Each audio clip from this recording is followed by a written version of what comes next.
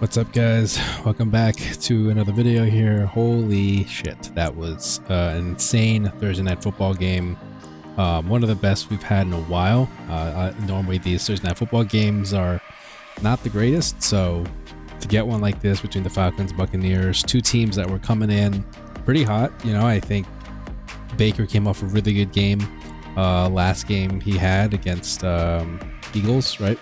And then Falcons were playing really well, and you just knew that I think one side was going to give, and it was awesome. I thought this game had basically everything from huge plays, turnovers, fourth quarter drama, bit of an overtime stunner there, and there were so many things, like the double missed field goal in a row, and then at the end, almost when the Falcons basically had field goal positioning it was like 47-yarder, and then they all were celebrating, and then they just got pushed back a little bit. But anyway, all of that stuff, so many things happened, and lots to get into. So I think out of all the things I want to talk about first, all the moments going to break down.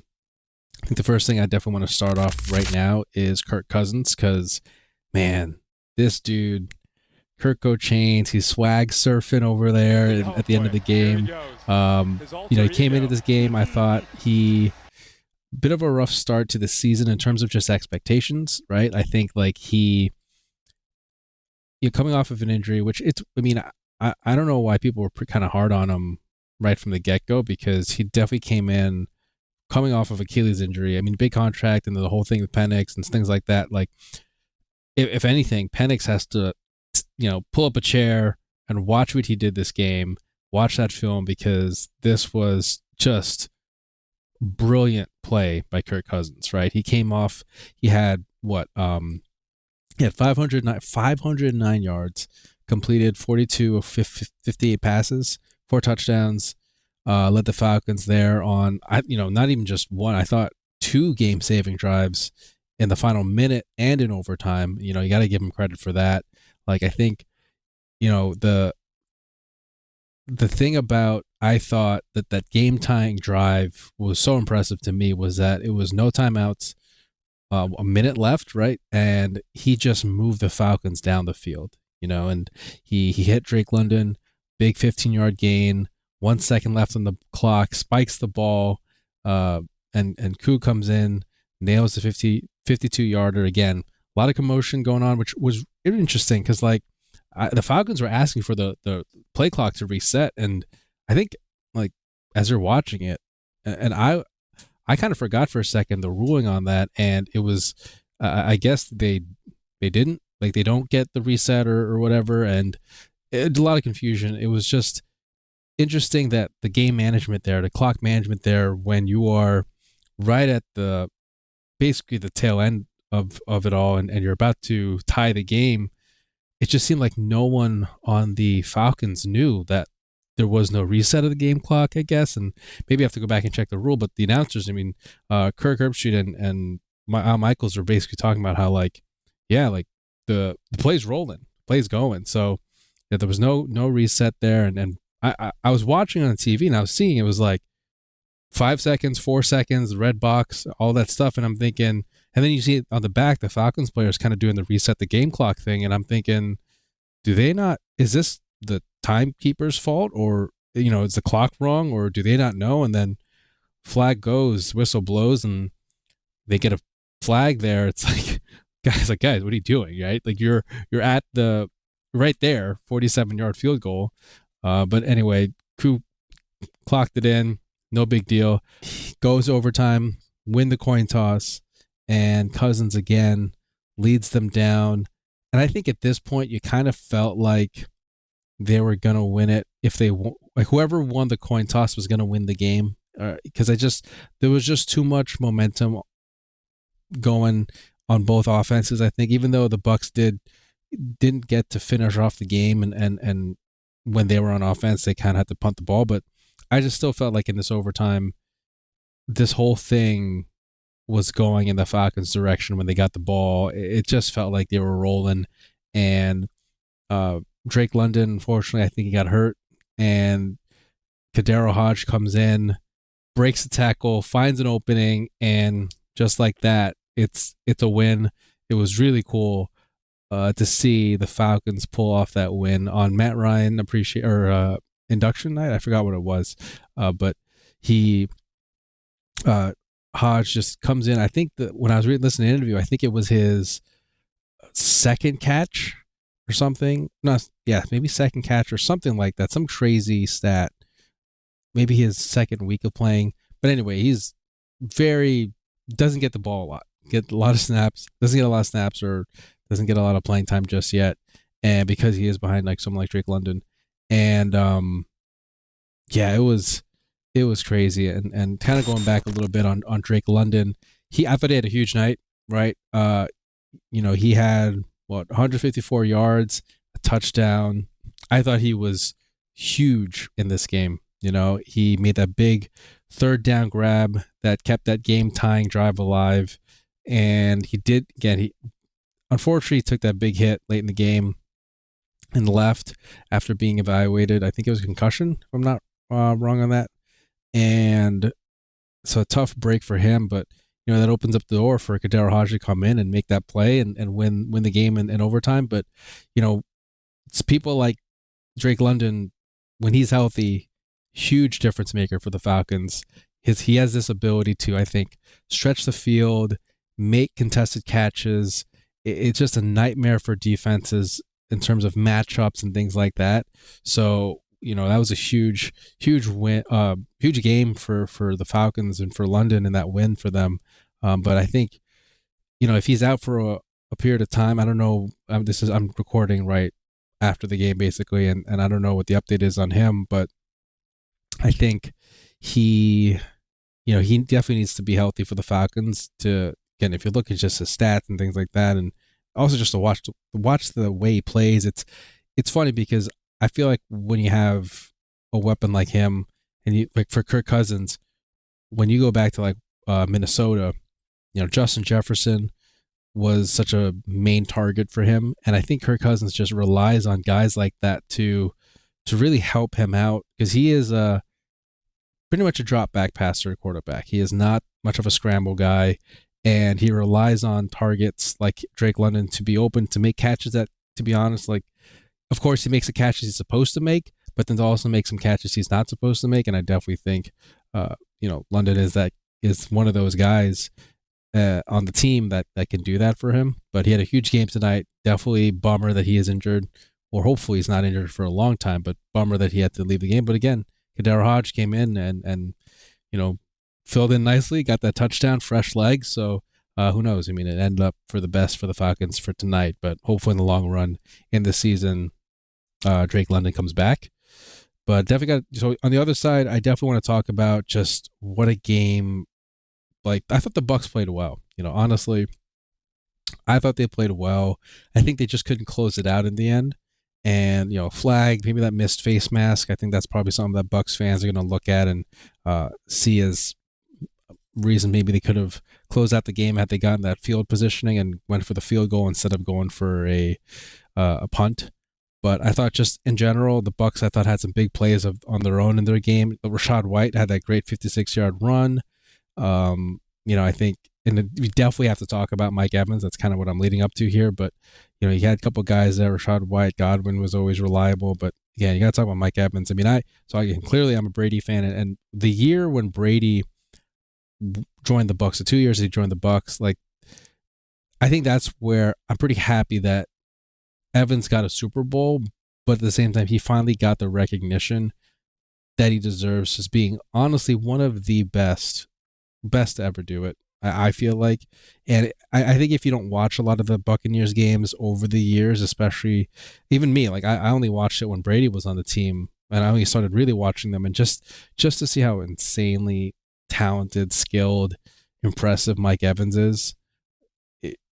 He is such a great player, really good dude too, and so happy for him that he was able to break his 100th career touchdown record there, and he in this game continued to make plays for the Bucs, and I feel like in those closing moments of this season, I feel like in this game, they have to be they have to learn how to finish off these games and things like that, and I think they will get there. But you look at a guy like Mike Evans, Chris Godwin, and honestly, and there were a couple guys on the Bucs that you know you haven't really heard of a lot, but they've definitely made an impact and made some big plays. So I think as the season's going to go on, you're going to get those support players to contribute more. But again, there's no question that number one is Mike Evans, and I think Chris Godwin is probably number two in terms of offensive threats and weapons there. But big game by Mike Evans, and even in the loss, I thought the Bucs played pretty well, and again, Evans had a huge game there for them. All right, I think one thing I want to look at now is this fourth down. I thought was an unbelievable play, right? I think one of the biggest turning points in my mind was when the game came late in the fourth quarter and the Falcons were down, I think at the Bucs 12-yard line, and they were facing a 4th and 4, I think it was. And instead of kicking a field goal, Atlanta decides to go for it, right? And big play by Coach Raheem Morris, and Cousins is able to find Darnell Mooney, who, not only does he turn it into a first down, but he actually gets a touchdown, so tying the game at 27. And that's the thing, like those are the kind of aggressive play calling that you can win, really win games when it pays off, right? And I feel like that's the kind of team that Raheem Morris has, that the culture, the tone that he sets, where hey, like they're not afraid to go for it, right? They're not afraid to trust the offense, trust Kirk Cousins, and put the ball in his hands to win the game and to really get success for them. And it's because of those kind of play calling, and the personnel you have in the team now, you're able to do that, right? And I think you just got to give a lot of credit to Kirk Cousins too, and the way he really, this game I think was one of his best games. He really just controlled the play on a lot of the drives, and I felt like he was just really on target. I really liked the way he played. I love the way he was able to hit a lot of his receivers. Even that one play, I think it was Darnell Mooney, right? I think it was Darnell Mooney who he dropped it at the fourth quarter where I think they had a chance to win it. But if you just saw that play and just saw how he released that ball before Mooney even was turned, and by the time he turned, it was already basically in his chest, and he just dropped it. So, tough drop, but I mean that's just the way I thought Kirk Cousins all around played really well. It wasn't just the amount of yards I thought that were so impressive, which it really was, 509 yards, very impressive. But I just thought if you look at the throws that he made, the way that he was controlling the offense, it was one of the best games I've seen him play. It was really, really cool to watch. And, again, on the other side of it with the Bucs, Levante David makes a huge stop against Kirk Cousins on a 4th and 15. And that at that point, like this is where I was talking about, where the Bucs couldn't close this game out. It looked like I thought at that point it was over, right? It was done. It was over with.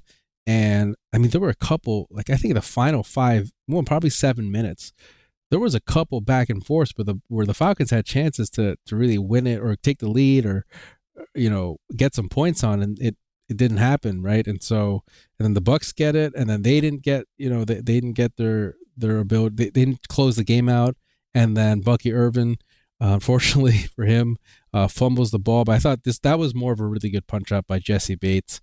That was more, yeah. I mean, and I'm sure Bucky Irvin's really pissed at himself for that one, but I do think at that play, Bates just got him at the right time because he was kind of stumbling a little bit. Like I think he kind of was trying to escape the tackle on right before, and then as he's kind of leaning down, Bates was able to punch that thing out. So, good play by the Falcons defense, and way to capitalize on that. And again, going back now to KhaDarel Hodge, I mean his overtime that was an impressive play. You know, again, Cousins, give him a lot of credit. Kirk Cousins drives down the field, and KhaDarel Hodge makes the play of the game, breaks the tackle, finds the end zone.